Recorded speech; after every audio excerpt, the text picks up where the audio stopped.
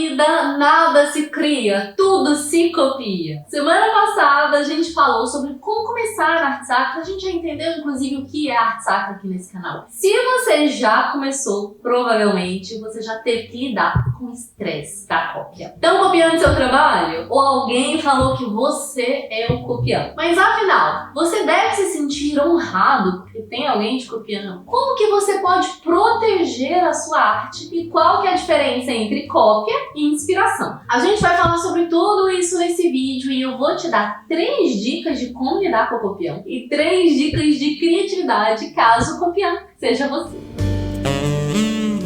Olá!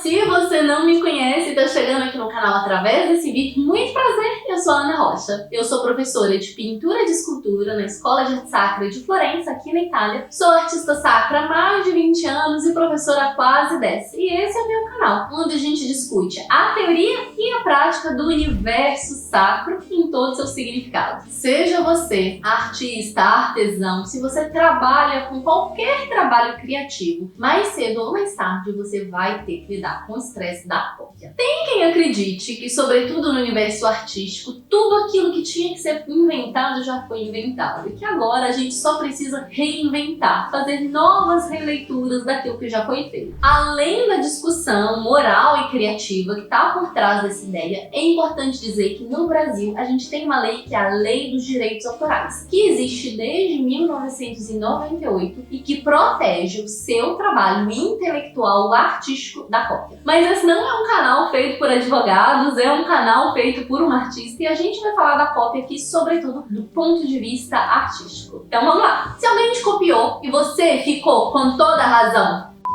provavelmente você foi desabafar com um amigo, com um parente e você ouviu da pessoa: sinta-se honrado, vocês estão copiando, é que gostaram do seu trabalho. E aquilo, péssimo. Você vai pra desabafar, achando que a pessoa vai te entender, e a pessoa de alguma forma ela faz com que você se sinta culpado por se sentir com raiva daquela situação. Quando na verdade a cópia é um roubo intelectual e você tem todo o direito de estar.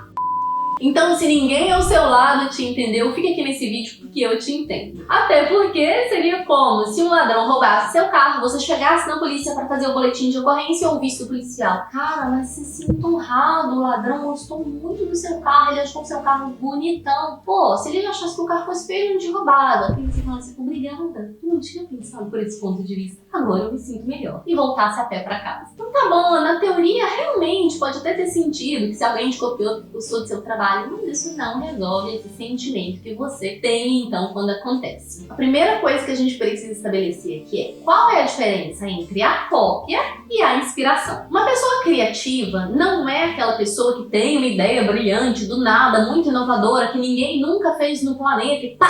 De repente aparece aí com aquela super novidade que ninguém nunca pensou. Não. O criativo simplesmente é uma pessoa que tem várias referências, ou seja, várias inspirações, e ele busca essas inspirações em várias fontes. Uma vez que ele bebeu dessas fontes, ele reformula aquilo ali na cabeça, rearranja as ideias e aí sim apresenta algo novo, composto então dessas várias pequenas partes de referência ao seu redor. E não é fácil fazer essa reorganização, modular essa coisa nova feita de pequenas coisas velhas, sem que no final o resultado seja um Frankenstein aí, feito simplesmente um monstro de várias partes. Ou seja, procurar as referências certas, organizar essas referências de forma certa e fazer uma coisa nova é sim um grande mérito do criativo, independente que seja algo completamente novo ou não. E qual que é a diferença da cópia? É que o copião busca exclusivamente, integralmente de uma única fonte. Ele vê uma única coisa ali, feita de uma única pessoa, e ele copia aquilo idêntico ou quase idêntico só daquela pessoa no seu próprio trabalho. Isso é cópia, isso não é inspiração. Tudo bem, ele pode até ter muita admiração pelo seu trabalho, mas quando te dão aquele conselho lá atrás, sinta-se honrado. A menos que você seja um espírito muito evoluído como Dalai Lama, não vai te servir. Pode até ter um fundo de verdade, mas não vai diminuir o estresse dessa experiência, sobretudo se você tem um espírito sanguíneo como o meu.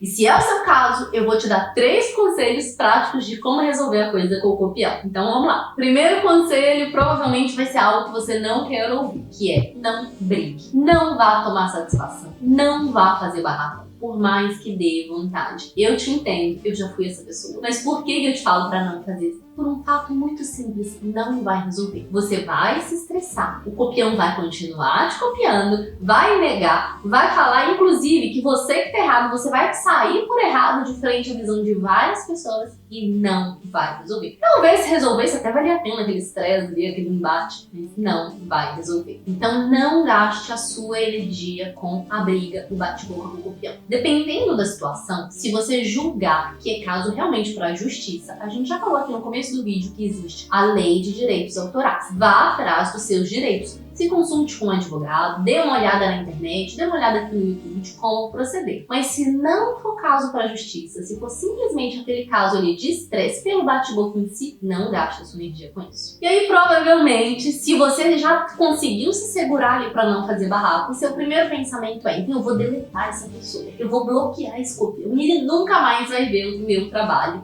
E eu vou te contar uma outra notícia ruim. Não vai funcionar. Você até pode, sim, ter formas práticas de dificultar o trabalho do copião. Você pode colocar uma logomarca, você pode, enfim, proteger o seu trabalho de várias formas, você pode bloquear ele. Mas se ele quiser, ele vai pegar o celular da avó escondido e vai encontrar o seu trabalho, não tem jeito. A menos que você se esconda no alto da montanha e comece a desenvolver ali uma arte rupestre no interior de uma caverna, ainda assim o copião, se quiser, vai te encontrar. E aí aqui eu tô te dando esse conselho, não é por bondade de espírito e evolução, não. É simplesmente por um fato prático. O que você precisa ponderar? Para você vender o seu trabalho, você precisa de exposição. Eu falo aqui várias vezes, já dei várias vezes essa dica, que a internet é a sua vitrine para o mundo. Você precisa expor para as pessoas, você precisa ganhar novos clientes. No final, o que vale a pena? O que te dá um resultado prático maior? Esconder de uma pessoa ou mostrar para 100, 1000 pessoas que são possíveis clientes? O que vai te trazer um benefício maior no final do mês? Provavelmente vai ser uma exposição. Porque no mundo atual, para vender, a gente precisa aparecer. Lembra aqui daquela história, já que a gente está falando de arte sacra? Uma lamparina escondida embaixo da mesa não vale de nada. Então não adianta você fazer a melhor arte do mundo, mais única, mais protegida de cópia, que está escondida de todo mundo e ninguém sabe que ela existe. É simplesmente uma questão de pesar prós e contras. Mais vale aparecer para muitos do que esconder para poucos. Foque nisso. E aí o terceiro conselho é: se reinvente. Uma característica do copião é que ele não consegue pensar sozinho. Ele não consegue desenvolver essa criatividade, se reinventar. E aí o que acontece? Se reinvente o tempo todo. De evoluir tudo que está desenvolvido ali em relação ao seu trabalho. E o que acontece? Você evolui e o copião fica lá atrás. Ele não consegue te acompanhar na mesma velocidade. É aqui, nesse ponto, que você precisa gastar toda a sua energia. Inclusive aquela energia que você queria gastar lá atrás, batendo boca, discutindo com o copião. Até aqui no vídeo, todo mundo já se identificou na figura do copiado injustiçado, né? Você já sentiu aquela raiva, aquela indignação que eu falei lá atrás. Mas ninguém bateu a mão no peito e falou: ah, mas eu acho que eu sou copiado. Provavelmente você já copiou de alguém. Acontece, eu também já copiei. Então coloca a mão na sua consciência aí, tá bom? Copiar é normal e faz parte do processo de aprendizado. A gente vai ver daqui a pouco sobre isso. Mas é sua obrigação como artista se desenvolver de forma a diminuir ou até mesmo não copiar mais ninguém, tá bom? Fazendo sempre uma referência sacra, já que é o tema desse canal, a gente pode dividir o copião entre o bom copião e o mau copião. Da mesma forma que a gente tem o bom ladrão e o mau ladrão do lado de Cristo. O mau copião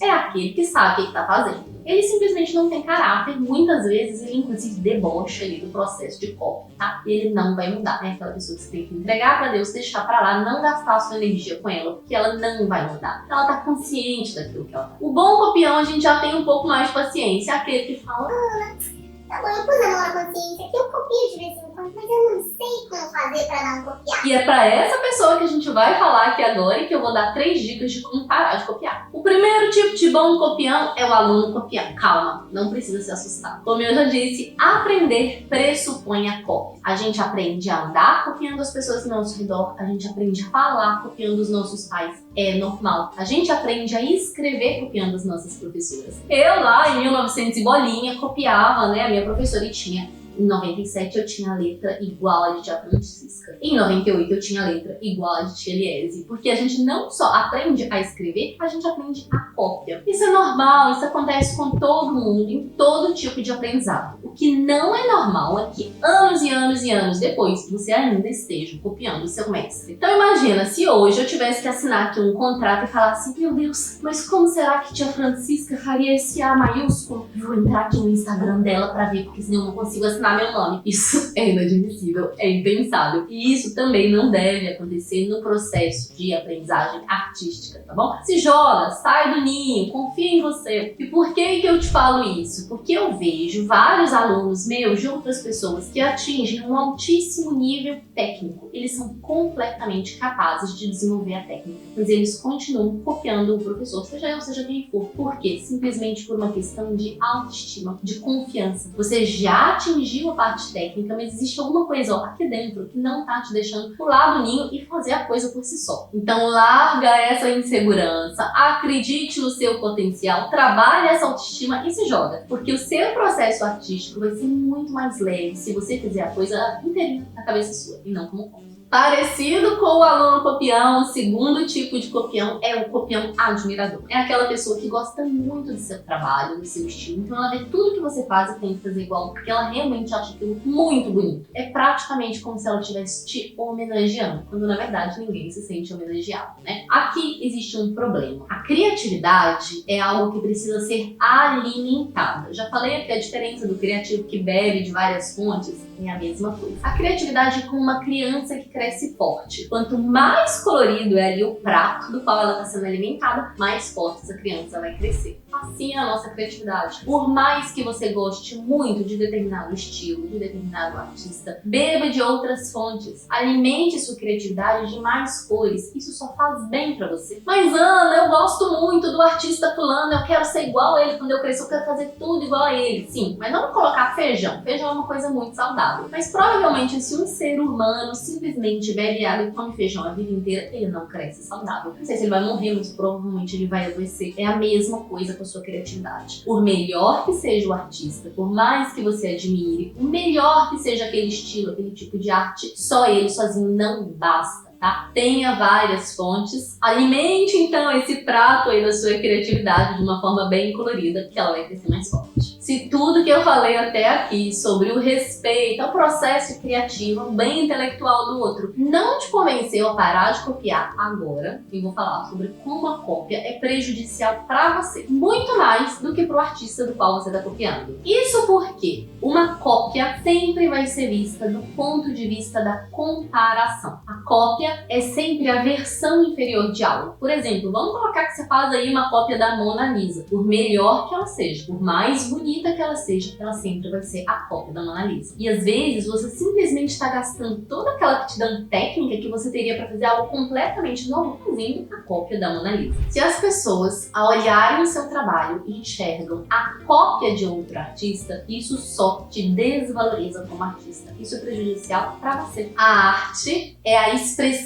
individual e, como tal, ela deve sempre ser único, como você também é único. Uma vez, há uns anos atrás, eu assisti uma reportagem sobre Simone Biles, aquela ginasta durante as Olimpíadas que estava recebendo várias medalhas, todo mundo estava falando ela vai ser a próxima Michael Phelps. E o jornalista ali entrevistando ela ao vivo falou: como você se sente podendo ser a próxima Michael Phelps, a segunda Michael Phelps? E ela respondeu: eu não quero ser a segunda Michael Phelps, eu quero ser a primeira Simone Biles. Então pensa nisso, seja você também a primeira e única versão de você mesmo. Gostou desse vídeo? Fez sentido pra você? Te fez pensar? Já sabe, dá um like e se inscreve aqui no canal. Dessa forma, você sempre vai receber notificação sempre que sair um vídeo novo. E segue também o ateliê lá no Instagram, porque eu sempre tô colocando dicas tanto teóricas quanto práticas pro desenvolvimento da arte sacra. Me conta aqui nos comentários se você é um ex-copião que promete parar depois desse vídeo ou se já te copiaram. E aí você me conta por direct lá no Instagram, porque eu adoro uma fofoca e eu prometo sigilo. Na semana que vem a gente vai falar sobre como ser mais criativo. Que técnica, que ferramenta que você pode desenvolver no seu processo aí como artista. Arrivederci! Por hoje é só e até o próximo vídeo.